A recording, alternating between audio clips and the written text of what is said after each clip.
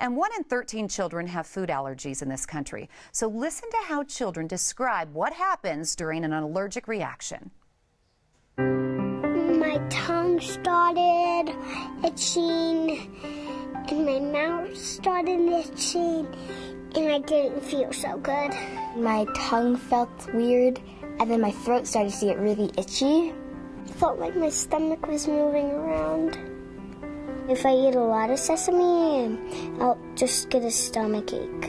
And I just do what I can not to eat things that I'm not sure about.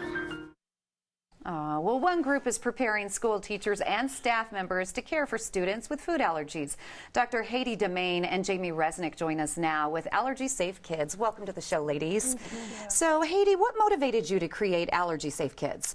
I was actually working in the community as an internist, and we had a bad experience. My daughter, when she was a little over 2 years old, was anaphylactic. She had a severe allergic reaction to salmon, and it was a really horrible and frightening experience for us.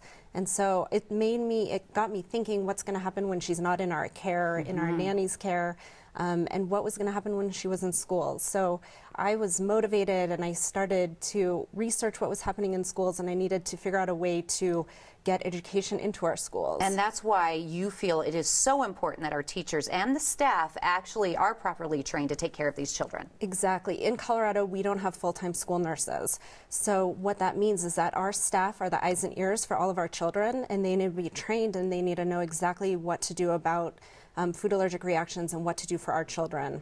So through the training, who do your trainers target? So I was privileged. I was able to go and train all of our Colorado nurses in the state. And what we did is we handed them the curriculum, and we are asking our nurses to train all of our teachers, administrators, bus drivers, all the staff in our schools to make sure that the education is out there and that it's catered and specific to their children and their schools. I didn't think bus driver, but you're absolutely right. That's very smart. Jamie, why did you get involved with Allergy Safe Kids? Well, food allergies hit very close to home for me. My son, who's now 8, was diagnosed with life-threatening food allergies when he was just 10 months old.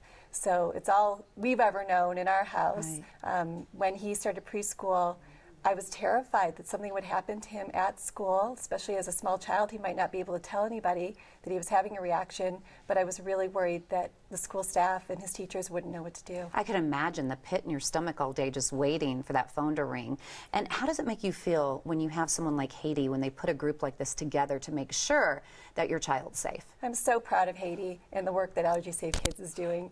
We are giving parents the reassurance that when they send their kids off to school, that they're safe, and they're as safe as they would be if they were home with us. And I'm proof that our trainings are working. My son actually did have an allergic reaction at school, and I got that phone call, but the staff and the school administrators knew exactly what to do to take care of it. What a blessing. Yeah. That's wonderful. And Haiti, what are you hoping that teachers and staff members and even students and parents walk away after this training?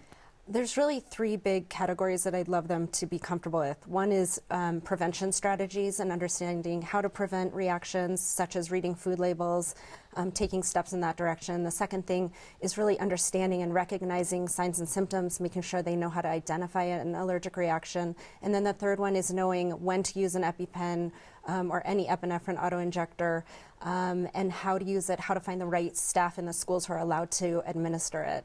And we had one example of Jamie's son here and how he was helped, but can you give us other examples how Ask is actually working in schools? Yeah, we've had tremendous success and some great really positive stories and feedback. One that's on the forefront of my mind is a director at a preschool who said that soon after the training she had a food allergic reaction. A child had anaphylaxis, and she was prepared and she was ready and she was confident, and she took all the right steps, and she did a great job. Okay. And then I've heard feedback from parents saying that school policies have changed, snack policies, field trips, sharing food. So there's a huge awareness, and the education is trickling throughout. What's next for Ask? What are you hoping to do? Well, one thing is we have amazing partnerships and collaboration. So we work with the pediatric allergists at Children's Hospital. We work with amazing allergists in Massachusetts Massachusetts from allergyhome.org. We work with researchers at Mount Sinai. So we really want to strengthen these collaborations and grow, and then great. ultimately take it to the preschool level and outside of the schools and homes, such as camps, extracurricular sports, any kind of environment where our children may be. Saving lives. Look at what one mom can do when she bands together with other moms. Great accomplishment. Thank you very, very much. To be involved with ASK, visit allergysafekids.org. That's allergysafekids.org. You can also encourage your school nurse or administrator to contact ASK for trainings by visiting that same website. Do it today. You could save a life.